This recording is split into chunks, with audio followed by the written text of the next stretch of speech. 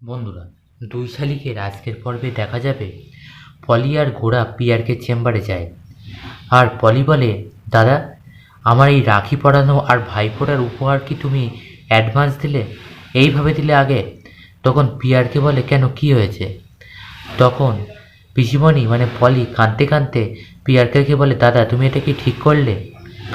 হ্যাঁ, আমি তোমার জন্য কি করিনি? আমার ছেলে তোমার জন্য সবসময় অনেক খারাপ কাজ করেছে, তুমি যা বলেছো তাই করেছে, তোমার পাশে থেকেছে, তোমার কথা রেখেছে, কিন্তু তুমি তোমার কথা রাখতে পারোনি, তুমি পাল্টে গেছো। তুমি তোমার কোম্পানি তোমার ছেলেকে দিয়েছো, ভালো কথা, আমার কোনো আপত্তি নেই, কিন্তু তার পাশের চেয়ারে তো আমার ছেলেকে বসাতে পারতে। কি করলে? তুমি দেবাকে বসালে। তখন পিয়ারকে বলে, এতে আমার মত ছিল না, ওটা গৌরব ডেকে এনেছে, আর গৌরব দেবাকে বসিয়েছে, এতে আমার কোনো সমর্থন নেই। তবে আমি কারোর ঋণ রাখবো না, ঋণ শোধ করে দেবো, তোর কোনো চিন্তা নেই। এই বলে পিসিমণিকে। এরপরে এদিকে দেখা যায় পিসিমণি আর রাইমাও প্ল্যান করতে থাকে ঝিলিকের বিরুদ্ধে। অন্যদিকে দেখা যায় ওদিকে আর আঁখি আর সঙ্গে দেখা যায় পুষ্প ঝিলিকের জন্য বাড়ি থেকে খাবার নিয়ে আসে। সেই খাবারই ঝিলিককে খাওয়ায়। আর ঝিলিককে টেক কেয়ার করার জন্য আঁখিও থেকে যায় ছাতা বাড়িতে, আর সঙ্গে দেবাও, যাতে ঝিলিকের কেউ কোনো ক্ষতি করতে না পারে। এরপরে পিসিমণি কোনো দিক থেকে কোনোভাবে আঁটতে পারে না ঝিলিক। পিয়ারকে অনিমেষের বাড়ি চলে যায়, আর অনিমেষ দরজা খুলতেই দেখে পিয়ারকে। এরপর পিয়ারকে বলে, কি হলো, আমাকে ভিতরে আসতে বলবে না? তারপরে পিয়ারকে ভিতরে এসে বলে, আমাদের বাড়িতে একটা নিয়ম আছে, বাড়িতে নাতিপুতি আসার খবর হলে আমরা মিষ্টি বিলি করি। তোমার তো যাওয়া উচিত ছিল আমাদের বাড়ি, তুমি গেলে না, তাই আমিই চলে আসলাম তোমাদের বাড়িতে। তবে কাল একবার যেও, গিয়ে নিজের মেয়েকে দেখে এসো। তখন রেবতী বলে, হ্যাঁ, কালকে যাব। এরপরে অনিমেষ বলে, তোমার এই পরিবর্তন দেখে আমার খুব ভালো লাগছে, এটাই তো হওয়া উচিত ছিল। তখন পিয়ারকে বলে, তুমি কি ভেবেছো যে পিয়ারকে বদলে গেছে? পিয়ারকে যদি বদলে যায়, ভিলেন যদি ভালো হয়ে যায়, তাহলে গল্প তো থেমে যাবে?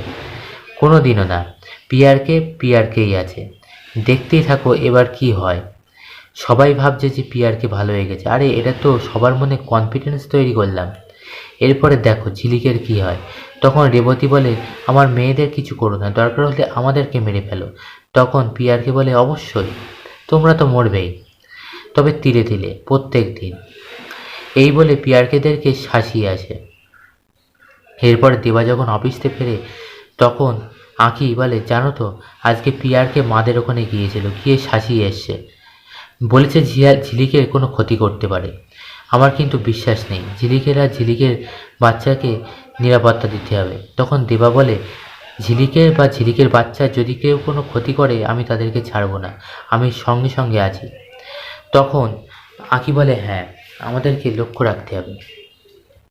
এরপরে গৌরবও যখন ঘরে ঢোকে, হাতটা আড়াল করে রাখে। তখন ঝিলিক বলে, কি আছে হাতে, আমার থেকে লুকাচ্ছ কেন? তখন গৌরব বলে, না, হাতে কিছু নেই। তখন ঝিলিক রেগে যায়, বলে, বলো, এই সময় কিন্তু মাদেরকে রাগাতে নেই, বলো না কি আছে। এরপরে গৌরব বলে, তুমি খেয়েছো? তখন ঝিলিক বলে, হ্যাঁ, মা এসেছিল বাড়ি থেকে রান্না করে, সেগুলো আমাকে খাইয়ে দিয়েছে, আমি পুরো খেয়ে নিয়েছি। এরপরে গৌরব হাত থেকে ফুলটা মানে গোলাপের তোড়াটা ঝিলিকের সামনে রাখে, আর ঝিলিক তো প্রচণ্ড খুশি হয়ে যায়। তখন গৌরব বলে, আমি ভাবছিলাম তুমি কিভাবে নেবে, সেই জন্য দেখাচ্ছিলাম না। তখন ঝিলিক বলে, কিভাবে নেব মানে, সব মেয়েরা যেভাবে নেয়। এরপরে গৌরবের হাত থেকে গোলাপের তোড়াটা নিয়ে গৌরবের বুকে মাথা রাখে, অর্থাৎ গৌরবকে জড়িয়ে ধরে। আর ঝিলিক বলে, জানো তো, সব মেয়েরা যেমন গয়না গাটি, শাড়ি, সম্পত্তি অনেকে চায় না, আবার অনেকে চাইলেও তারপরেও মেয়েরা একটা জিনিস চায়, স্বামীর বুকে মাথা রেখে শান্তিতে ঘুমোতে, যেটা তুমি আমাকে দিয়েছো গৌরব। এছাড়া সব থেকে বড় উপহার দিয়েছো তুমি, আমি তোমার বাচ্চার মা হতে চলেছি। এই বলে ঝিলিক গৌরবের বুকে মাথা রাখে। অন্যদিকে দেখা যায় পরদিনকে মানে আঁকি সারা রাত ধরে গোপাল সাজায়। এরপরে যখন দেবার ঘুম ভাঙে, তখন বলে যে, কি করছো? তখন আঁকি বলে, দেখো, এই তো উঠে এসো না। এরপরে দেবা উঠে আসে, তখন দেখে আঁকি গোপাল সাজানো কমপ্লিট, বলে, দেখো কেমন হয়েছে? বলে খুব সুন্দর হয়েছে। এরপরে আঁকি বলে আমি আসনটা যে কোথায় রাখলাম গোপালের, বলে খুঁজতে যাবে, তখন দেবা হাত ধরে টানে আঁকি, আর আঁকিও দেবার কাছে এসে পড়ে। তখন আঁকিকে জড়িয়ে ধরে উঁচু করে নেয়, কোলে করে তোলে দেবা। এরপরে ঘোরাতে থাকে আঁকিকে। তখন আঁকি বলে কি হলো, মাথা ঘুরবে তো, ছেড়ে দাও, মাথা ঘুরবে। তখন দেবা বলে কি, মাথা ঘুরছে, ভালো তো, আর কি হচ্ছে বল, বমি পাচ্ছে। তখন আঁকি বলে আরে এরকমভাবে ঘোরাতে থাকলে এবার তো সত্যিই বমি করবো। তখন দেবা বলে আরে করো না বমি, আমি পরিষ্কার করব, কোনো চিন্তা নেই, ডাক্তার লাগবে, আমি ডাক্তার এক্ষুনি ডেকে আনছি। তখন দেবা বলে আরে গৌরবের মতন তাহলে আমারও কপালটা খুলবে, কি বলো? তখন আঁকি বলে দূর ছাড়ো তো। এরপরে বলে এই গোপালটা আমি ঝিলিকের জন্য সাজিয়েছি। তখন দেবা বলে আমাদের জন্য একটা সাজাও না, আমাদের ঘরে থাকবে, এরপরে তোমার কোলে কোলে ঘুরবে। তখন আঁকি বলে এখন না, আগে আমি মাসি হই, তারপরে।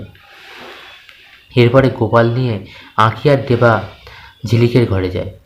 তখন ওদিকে গৌরব ঝিলিককে খাওয়াচ্ছে। এরপরে খাওয়ানো শেষ হলে আঁকি বলে এই নাও ঝিলিক, এটা আমি তোমার জন্য সাজিয়েছি। ঝিলিক বলে খুব সুন্দর হয়েছে। তখন গৌরব বলে দেবা ওয়ার্কার্সদের মধ্যে একটা প্রবলেম হয়েছে, একটু যাবে অফিসে, একটু তোমাকে সবাই ট্রাস্ট করে, একটু আগে যাও না। তখন দেবা বলে আমি এক্ষুনি গুছিয়ে নিচ্ছি। এবার আঁকিও ঘর থেকে চলে যায়। তখন ঝিলিক বলে কি সত্যি হয়েছে?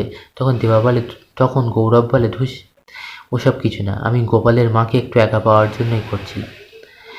বন্ধুরা, এর পরবর্তী এপিসোডটা আরও আকর্ষণীয় হতে চলেছে, তাই পরবর্তী ডিটেলস পেতে অবশ্যই আমাদের চ্যানেলটিকে ফলো করুন।